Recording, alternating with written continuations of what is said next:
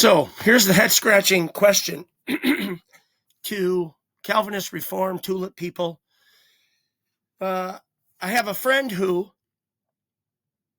is Reformed and believes Tulip, and we were discussing how salvation comes to be from the position of free will or from the position of Reformed theology, where God regenerates and reaches into the heart of the reprobate sinner, makes them aware, makes them desire.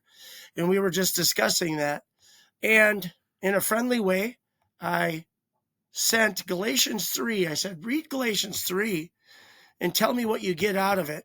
And after my friend did this, he read this. Foolish Galatians, who has bewitched you? Before your very eyes, Christ clearly portrayed as crucified. I would like to learn just one thing from you. Did you receive the Spirit by the works of the law or by believing what you heard? When my friend responded, he said, here's what I think Galatians 3 means. Paul really is mad at the people in Galatia.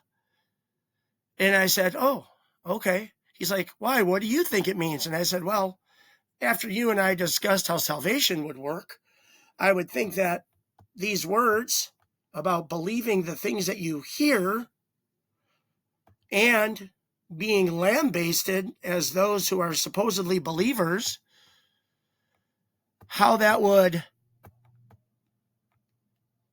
wake your eyes up to see that what you hear is the information. The information is what people choose on.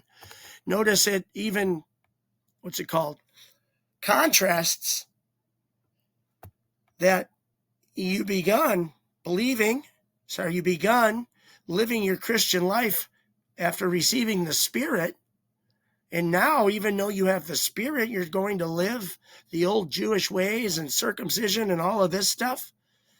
But it's very clear, in my opinion, that the beginning of these people's salvation came by way of hearing a word filled with power, believing it for what it was, words from Jesus or God, and they believed it.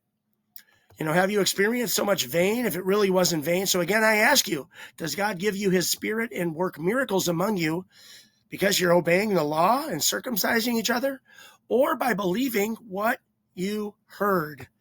And Abraham believed God, and it was credited to him as righteousness.